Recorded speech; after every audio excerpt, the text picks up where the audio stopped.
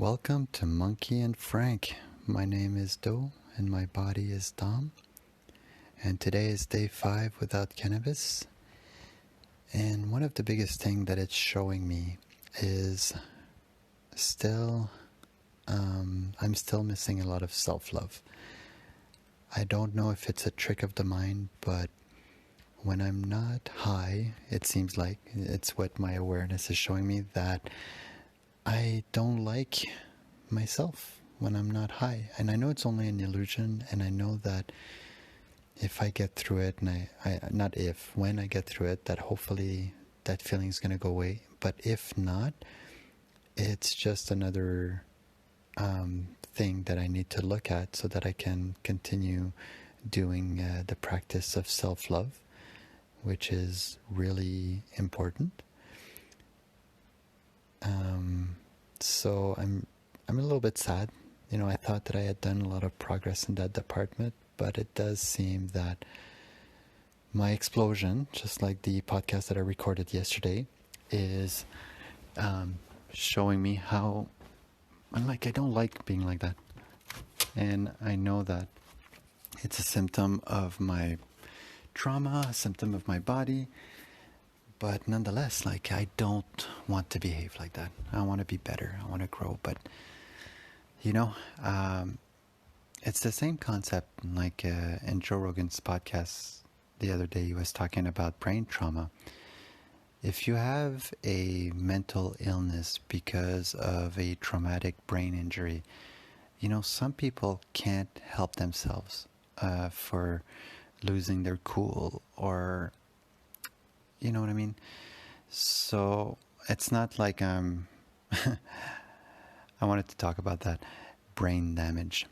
Growing up, my friends used to listen to rock and roll, Nirvana, Metallica, Offspring in the 90s, and we used to do a lot of headbanging. It was horrible. Every Friday in Castleman, there was a dance at the arena. It's pre-internet. It was so fun. And we'd go there, and when they would put Offspring, or we would go on the dance floor, just headbang for the entire 5 minutes. And I remember the pain that I would feel in my head after the fact, never thinking that was bad for me. And I'm wondering if I messed up something in there. And that's just sad. But the fact that I was unhealthy, with all the sugar that I ate, the cigarette that I inhaled from a very young age to an adult.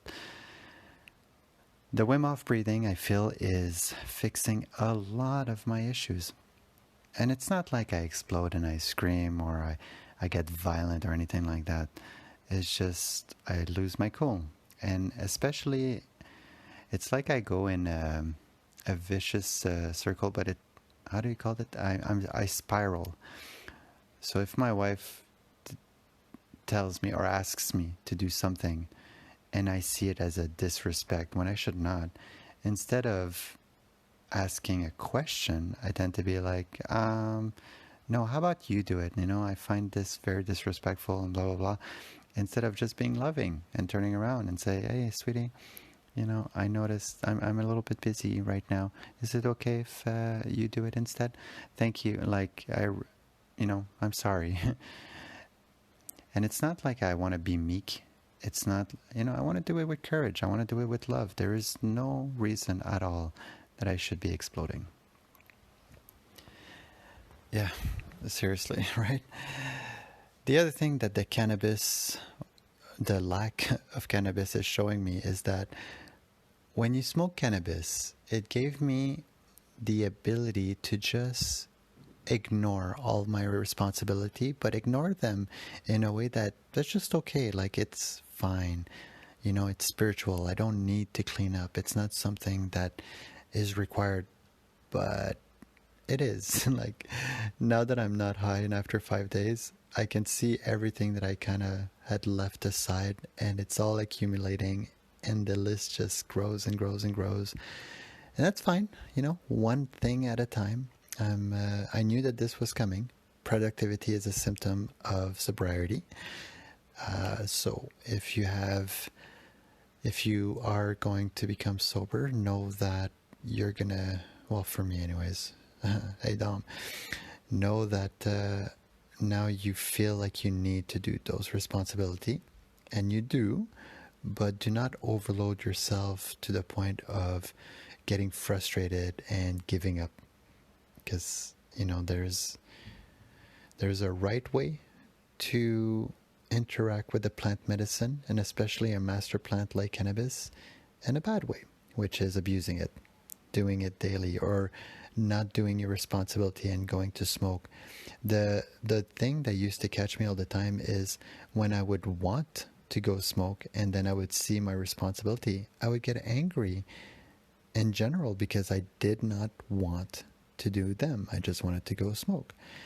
But now that I'm feeling super bored because I am sober, doing the responsibility is a way to occupy my mind. It's a way to just spend my time. And it feels good because you're actually accomplishing something. You're actually creating something, which is, beauty in your house, in your room, whatever you need to do as the responsibility. So that's pretty cool and sucky at the same time. It's, I want to be able to be productive, and that's one thing. The other subjects that I really wanted to talk about today was dreaming. I've been thinking about that subject for a while now, because when you smoke cannabis for a long period of time, you lose your REM sleep. You lose the ability to dream. And that's one of the defects of cannabis that people are, I'm sure, regular cannabis smoker are aware of, but non-cannabis smoker are not aware of, that if you smoke cannabis before going to bed, or I'm not sure like if during the day, but you lose your REM sleep. Now, there was a workaround for me that I've learned, is if you do the Wim Hof breathing before going to bed, even if you're high as fuck, I noticed that I dream. So the Wim Hof breathing, the oxygenization of the body, helps and allows you to have a beautiful night's rest. Another thing, that's one thing too. Sorry, I'm going to go back to sobriety. I've been sleeping like shit. When I was high last week, or even I noticed that when I quit cannabis, my sleep is horrible. And that's so counterintuitive, because with the cannabis, I felt exhausted. You wake up in the morning and you're still tired because of the lack of REM sleep, but I slept the entire night, which is weird. This morning I woke up at 4 and I couldn't go back to bed. I was freaking wide awake, and I went to bed at like 11:30. So I only had like 5 hours of sleep. I'm sure this is a symptom of my body flushing the cannabis, and I pray to God, to Mother, that hopefully one day I'll get my sleep back, because I do like to sleep. So dreams. What is the very first dreams that I remember? The first one that I remember is when I was young. Sometimes I would fall asleep with my knees. So let's say you're on your back and you bend your knees so that your legs are not elevated, but your knees are to the ceiling, kind of thing. I don't know if I'm explaining right. And I would fall asleep like that, and I would have a reoccurring dream of, at the old house, there was 2 end tables that were black, and my mom's pack of cigarette would be on that table. And the dream was, my mom would ask me to go get her pack of cigarette, and I would go, and as soon as I would touch the pack of cigarette, it would feel like I would be falling in blackness. And I would wake up and my legs would straighten out, like as if like I would fall. Like I would wake up in a shock because of falling in darkness. Like it was very scary. And I had that dream over and over again. I cannot count how many times I had that dream, but it's so vivid in my mind. That silly dream. And then the next dreams after that were which is weird. I remember a lot of my dreams. I remember flying, but every time that I would fly in my dreams, I would get scared. So one of the dreams is I was on a ski hill, and I would run down the ski hill and just jump, put my hands forward, and that would create enough lift that I would start flying. And as soon as I would start flying, I would get scared. And one of the dreams, again, I think it was reoccurring. So I'd be running down the ski hill, jumping, and then I would fly and end up at the top of like a light pole. And then I'd be stuck up there, and I'd be so scared because how do I get down? I cannot just jump down the pole. What if I can't fly anymore? There was always that doubt that I would not be able to fly. And it was horrible because then I would wake up like in pure fear, and I would wake up sweaty because the fear of heights. As soon as I get afraid of heights, even now, if I watch Alex Arnold climb, right away my feet, my hands, my entire body goes in a shock, and I start sweating because I don't know how he does it, climbing 3,000 feet or whatever how many feet with no ropes. It's just amazing. That documentary, amazing. Love that guy. Truly love. And then when I what was it, like lucid dreaming, I started reading about that and doing it, like not doing it, but like practicing the methods that was described in the book. And one of the methods is, before you go to bed, if you say to yourself first, I will remember my dreams, I will remember my dreams, I will remember my dreams, I will wake up from my dreams, and I will wake up inside my dream. Like, you tell yourself that you're going to wake up inside your dream, and you're going to notice that you are in a dream. And in my life, I was able to lucid dream 3 times.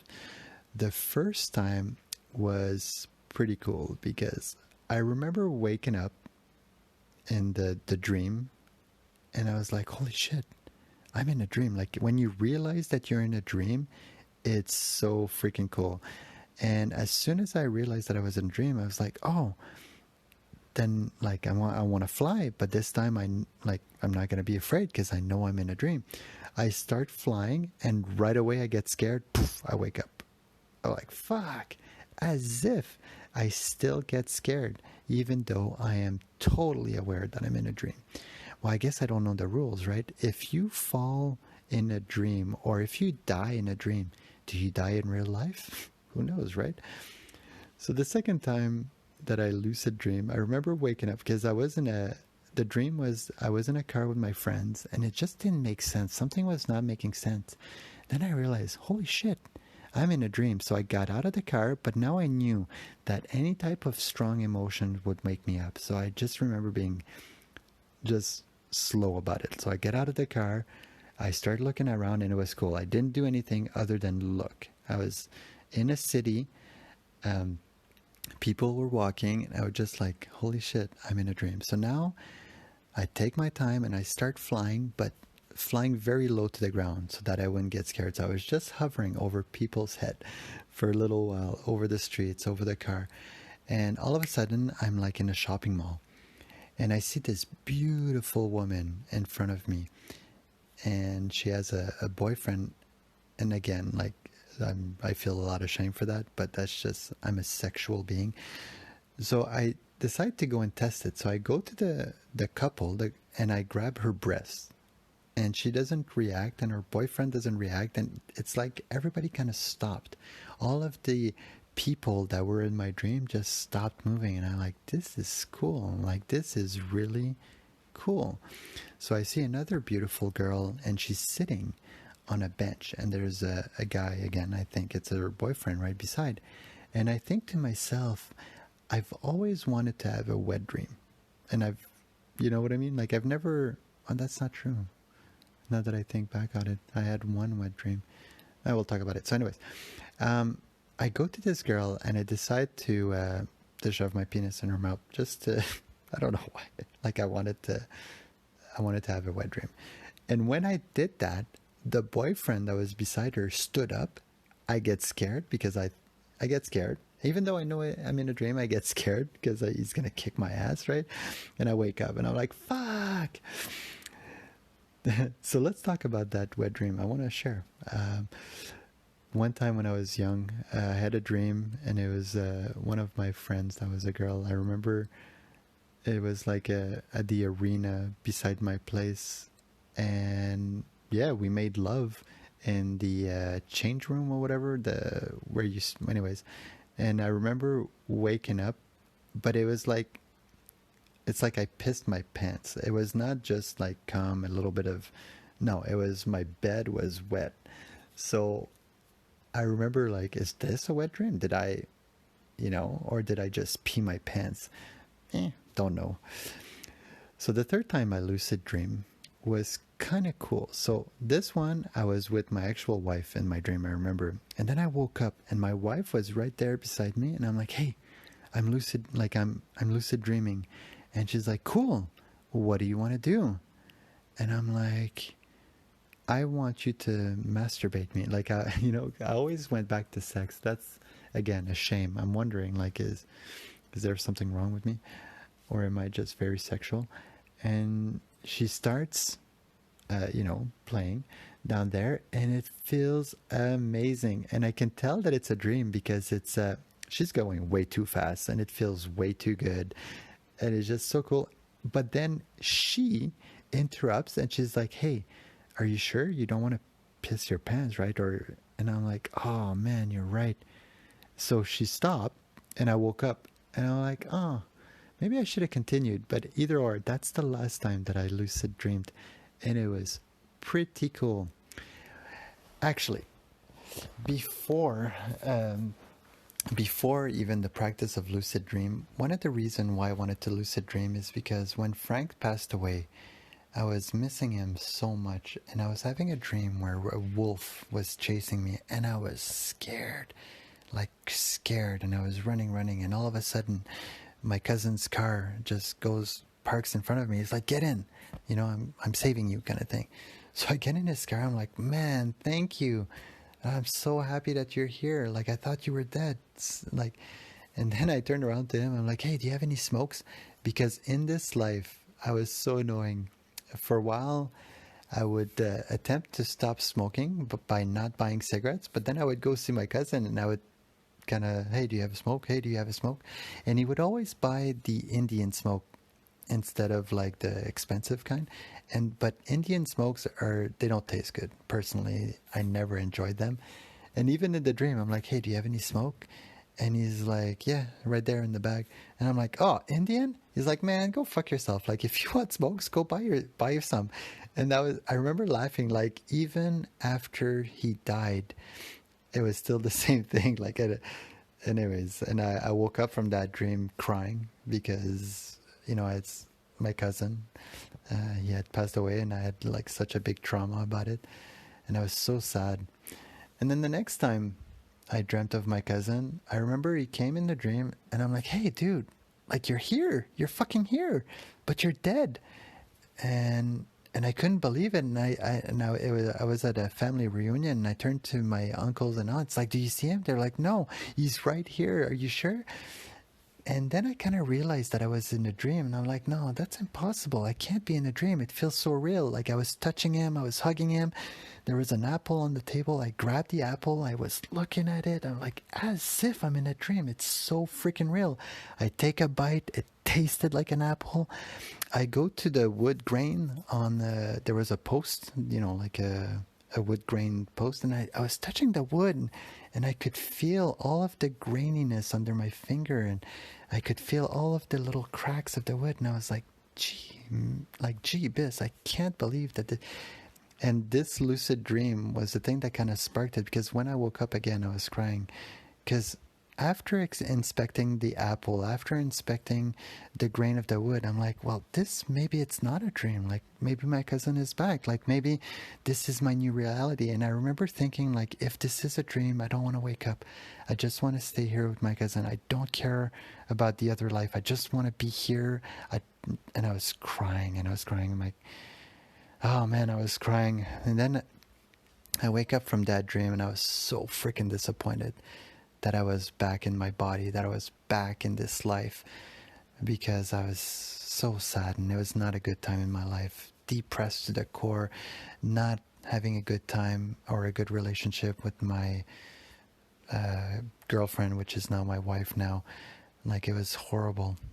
That dream, yeah. And then after that, I was like, oh, I gotta learn how to lucid dream, because not that I wanted to control, but I wanted to spend more time with my cousin if he was gonna come back. And yeah, that was a horrible dream. Another dream when it comes to death, the first death that I experienced, my teacher from 7th and 8th grade was such a great role model. It was like a father figure. And then when we went to high school, I guess in around 11th grade, he passed away from cancer. And I was so devastated because it was the first time that I had experienced any type of death in my life. No family member had ever died, no friends, nothing. And then this teacher, when he died, it broke me, because I was already an anxious little person. And I remember I had a girlfriend back in the day, and I was at her place, and I was crying and crying and crying because it was the day of the funeral. And I told her, I can't go to the funeral. Like, I'm crying, like I couldn't stop. So she went to the funeral, and I didn't go. And his wife had taught me in grade 4, I believe, Madame Dignard. And I cried the entire time. I cried the entire time that she was gone. And when she came back, I was still crying. And I couldn't stop. But I was so disappointed in me for not having attended his funeral and saying my condolences to his wife, that it broke me. I was so freaking sad for months. And then, I don't know, maybe a year passes, and I was still with that girlfriend. I was at her cottage, and I dreamed of him. He came in my dream, and I was at the church. I was sitting down. It's still affecting me. Holy shit. And I sat down, and he came behind me, and he sat like he was behind me, and he just sat kind of like a little bit behind me. And he had his hand on my shoulder. He's like, do you see my wife down there? His wife was at the bottom of the stairs.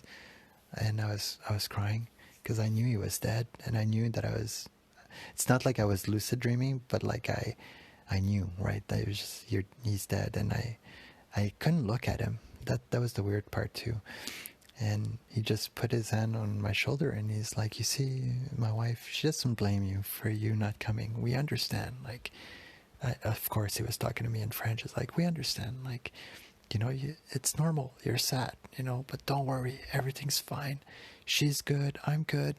And I was crying. And then I wake up from that dream, and I must have cried for like fucking 2 hours straight in that bed with my girlfriend. It was horrible back then, but now that I'm thinking back on it, because it's been such a long time, it's been a while since I've thought of dreams in general, and especially that one. Actually, it caught me off guard as I'm talking. Yeah, it was horrible, but now that I'm spiritual, and I believe that it was actually him coming to visit me to ease my pain, because it was so extreme that yeah, that was pretty sick. Oh man. That totally distracted me. It caught me off guard. So dreams, man. Dreams are powerful. It's one of the biggest reasons for me to quit cannabis, because all of my life, for 18 more years, like since I'm 18, anyways, all my life I smoked cannabis, right? So most of my life, excuse me, I'm a little bit over the place. While I was with that girlfriend, and when Monsieur Dignard came in my dream, at that time I was not smoking. And one of the reasons why she broke up with me and I broke up with her, I don't know, it was mutual. It was sad though, is because I wanted to smoke weed. I wanted to go back to smoking weed. Because I had smoked weed before going out with her, and then when I was going out with her, she was so against it that I quit everything, and I just kind of lost all of my my weed friend, and I went and hung out with her friends. And for 5 years while I was going out with her, I just was with her and her friends, and I never smoked weed. But then I don't know, I wanted to be a rebel. I was not happy in the relationship, so I kind of was ignoring her. And in the end, I ignored her, I think, for 2 weeks. And then she calls me up and she's like, you gotta come here. Like, this is crazy. I don't know what's going on. And she broke up with me because I was such an idiot. And I feel so much shame for the way I behaved. Oh man, so much fucking shame. So then, from that point on, I smoked weed for the rest of my life. And every time that I would quit, I would have like big, very vivid dreams, for a while. And it was pretty cool. Like one of the dreams that I had the first time that I quit cannabis, I think I had been smoking for 10 years or something, and I quit for 6 months. One of the dreams was, it was the Hulk fighting, oh man, what's his name? And the Spider-Man, like Dr. Octopus or whatever. So the Hulk was fighting Dr. Octopus and somebody else, but the dream was so freaking vivid and it was so cool. It was like a movie. They were destroying the city and it was cool because I could see it from multiple angles. Like it's as if I was a fly on the wall, a ghost. And it was insane. They were fighting for so long. It felt like hours and I couldn't believe on how vivid that dream was. Buildings were getting destroyed, bricks were flying everywhere, cars were flipping, and it was real. It was not a cartoon. It was freaking vivid and real. That was so cool. So one of the biggest reasons why I'm taking a break of cannabis right now and going to I want to dream. Now that I'm spiritual and now that I've got God in my heart and mother, I hear that dreams are even more powerful than psychedelics sometimes if you really practice and hone it. And I want to go back to lucid dreaming to see what kind of magic, what kind of things I can do.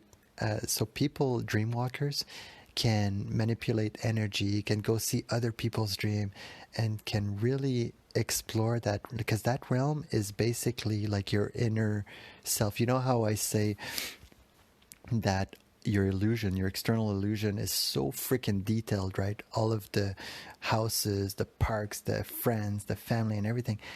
Inside, when you close your eyes and you go inward, your imagination and creativity is as powerful as the external physical world that we live in. Like as powerful, and that I know for a fact. So dreams, I feel it's kind of like going inwards into that world and then but actually seeing it vividly as if it's reality. Because when you meditate, yet I didn't have the experience other than with ayahuasca to see very clear, beautiful images inside my head when I closed my eyes. The fourth ceremony was the only time, and what I saw was triangles with eyes going in and out of themselves, but it was so vivid. Like the colors were so bright, and it was cool because as soon as I would close my eyes, it would be so freaking bright, and the eyes, the triangles would just go, and then I'd open my eyes, look around, and look at the Maloka and everybody tripping. I'd close my eyes and I would be right back to seeing those triangles going in and out of themselves. It was the coolest thing. So I'm imagining that dreams is gonna bring the same type of thing. I'm actually excited now that I'm talking about it. It gives me another motivation to continue with this sobriety. Because tell you the truth, yesterday I was so close to smoking because I thought to myself like how much I hate my behavior, how much I hate me. But it's not necessarily my behavior, it's just the lack of self-love, which I need to continue growing. And that was really cool actually, now that I'm thinking about it. Very, very cool. So I guess because I'm drawing a blank now, because I'm just so happy that I'm gonna be dreaming soon. So this week it's been 5 days. I can see that my dreams, like just before waking up, I know that I'm dreaming, but I can't remember them, and they're not vivid. They're very blurry. Yeah, I guess. I still have a lot of cannabinoid inside my system, I'm guessing. They say that it takes 90, well, cannabinoid, like cannabis stays in your system for a very long time, and it stays in your hair for like 6 months or maybe a year. But I hear like in your system, it takes up to 6. I don't know. I'm not a scientist and I don't want to lie, but it takes a long time. But I'm excited to go back to that.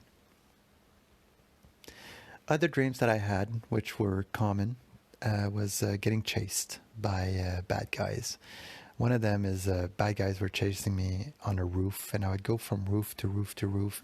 And I remember hiding like behind like a metal, you know, what they have on industrial roofs, and having the bad guys coming in from both sides and knowing that I was screwed and there was nothing that I could do. And often in my dreams, then I would result when being chased to like just hiding and not looking, just closing my eyes and kind of like, if I don't see you, you don't see me, but obviously I'm exposed.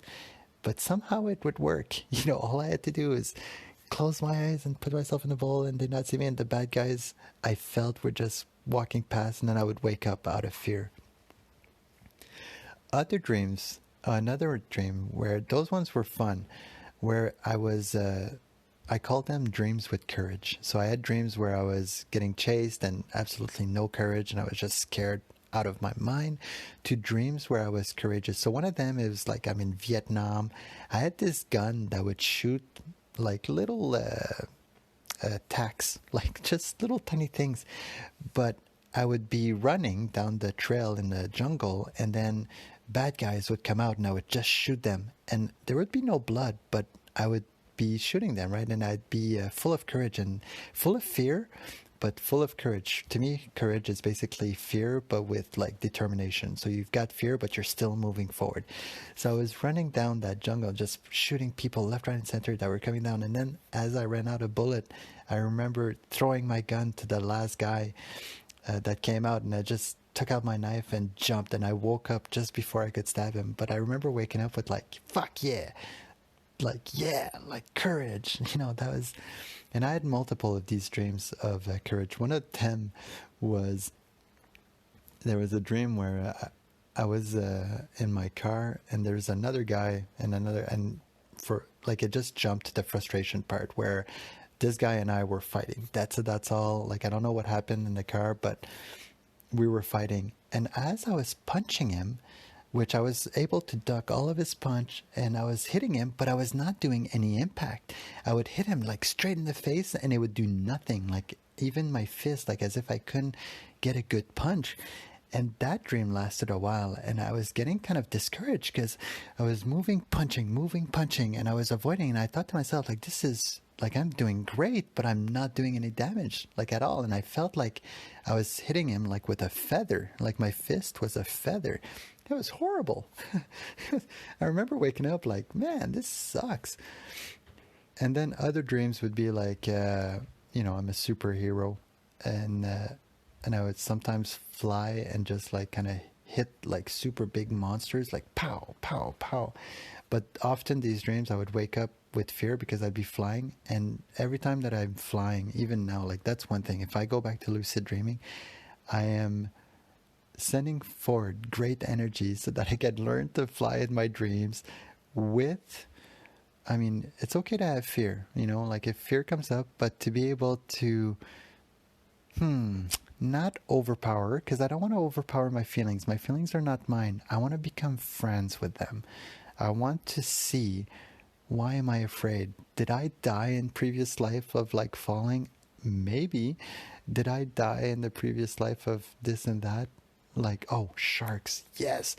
I had so many dreams where I was at the bottom of the ocean. And I don't know if you guys ever experienced that, but being underwater in a dream and still being able to breathe, and you're like, fuck yeah, I can breathe water. And then you wake up and you're like, can I breathe water? That would be so cool. But yeah, dreams where I would be underwater and I would be below the shark. I always had a great fear of sharks, and still to this day, I don't know. When I get bored, often I go on YouTube and I watch videos of spear fishermen's encounter with sharks, and it freaks me the fuck out. But I do want to swim with sharks one day in a cage. I don't want to be outside the cage. I want to face that fear. But in my dreams, I'd be underwater, right at the bottom of the ocean, and all the sharks would be above me. and I'd be stuck there, right? I'd be like flat, laying flat and looking up at all of the sharks, and I would not move a muscle. But I thought to myself, that's so cool. And I remember waking up from these dreams like, that was cool. Like, just the idea of looking at sharks, swimming around you and still being scared, but being able to breathe water, which is awesome, and having the sharks swim above you, never around me. That's a no-no. I'm sure I would have woke up in fear. And yeah, that's is there more? Oh, I've got so many dreams. I feel so blessed. Mother God, thank you for this memory. I know that it's something that I've practiced over the years because of the circumstances of my life. It's not me that kind of chose where I'm at. It's just life bringing me on a journey. Now that I realize that, it's very cool. Very, very cool.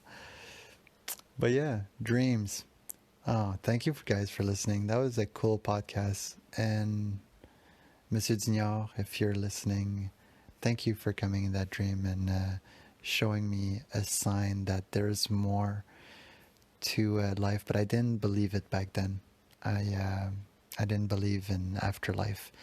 I was agnostic at most, but closer to atheist, because of my great fondness for science. Fucking science is awesome. But now, science with spirituality, it's even more awesome, because when you see both right in front of you and both make sense at the same time, it's amazing. It's a beautiful paradox of, yeah, it works. It's so freaking cool. So thank you for that, Monsieur Dignard. And thank you, Frank, for coming to visit me. I don't know, you came 3 times in my dreams. Thank you so much. Again, I thought it was my sadness that was making you come in my dreams, but you actually came in my dreams and you didn't comfort me. You didn't say like, stop crying or stop, but I felt it. Like I feel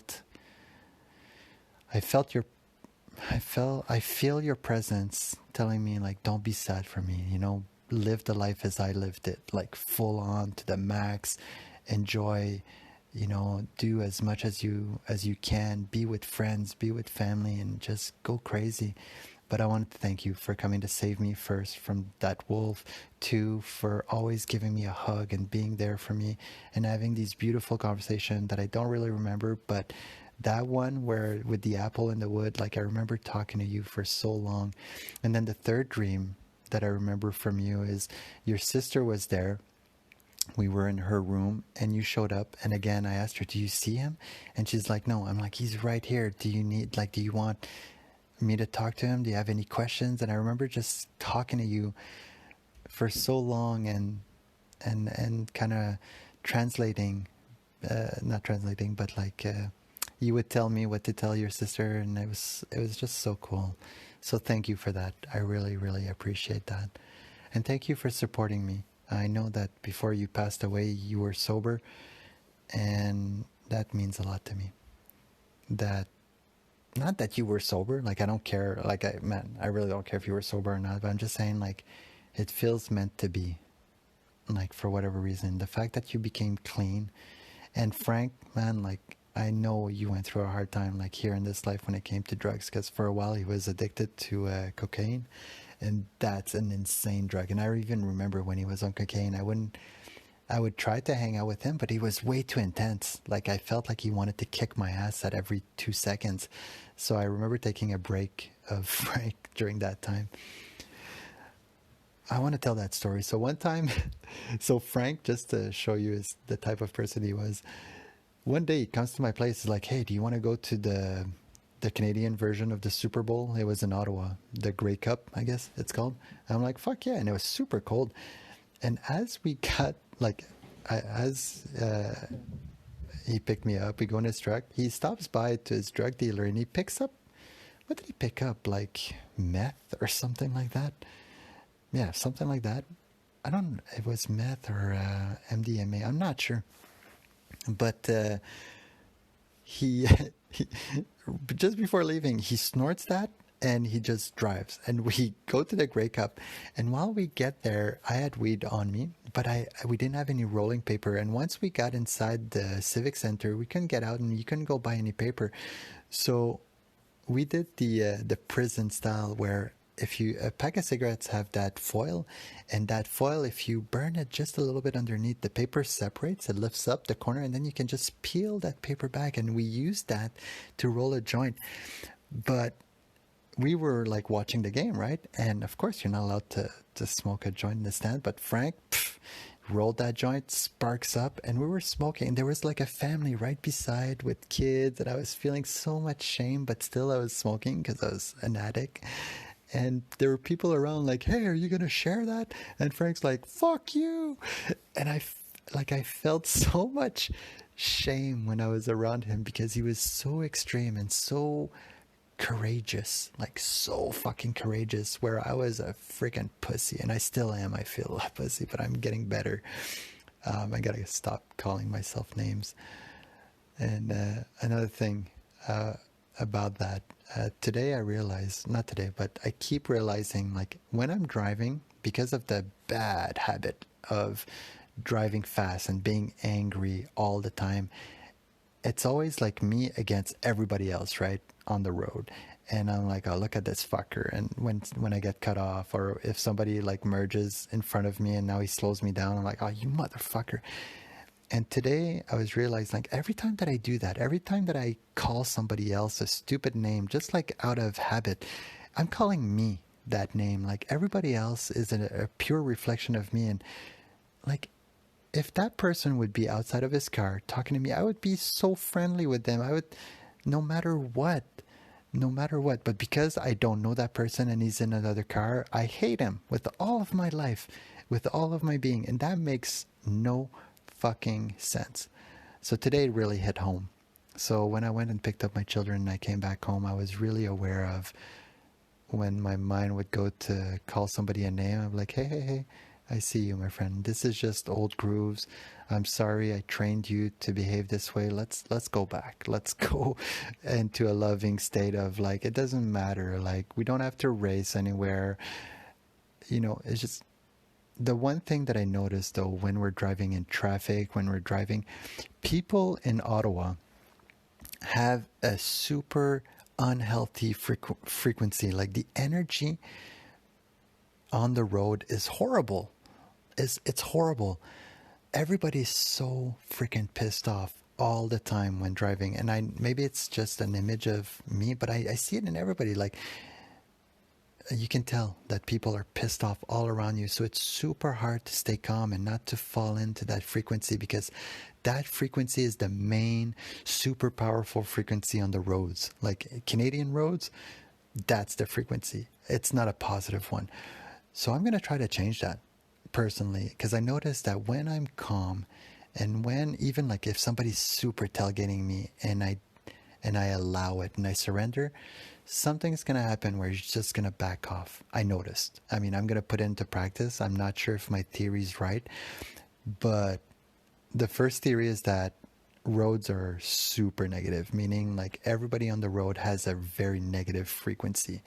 And two, if I'm strong enough, if I'm able to overpower that frequency, if I'm able to see it for what it is and still be calm and actually acknowledge it and say, hey, frequency, I see you, man. Like, come here. Do you need a hug? Like, everybody's so pissed off. We got this. We are not in a rush. We have nowhere to go. We got like nowhere to go. Anyways, you know what I mean? Like, there's no stress. We got this. And see what happens. I'm really excited to be doing these type of little experiments here and there with energy and frequency, because I didn't believe at all last year. Well, before 2019. And now that I'm insane and spiritual and believing in God, and even I meet so many of my old friends or even new friends that are not believing, and I don't care. Like, you do you. If you want to be an atheist, awesome.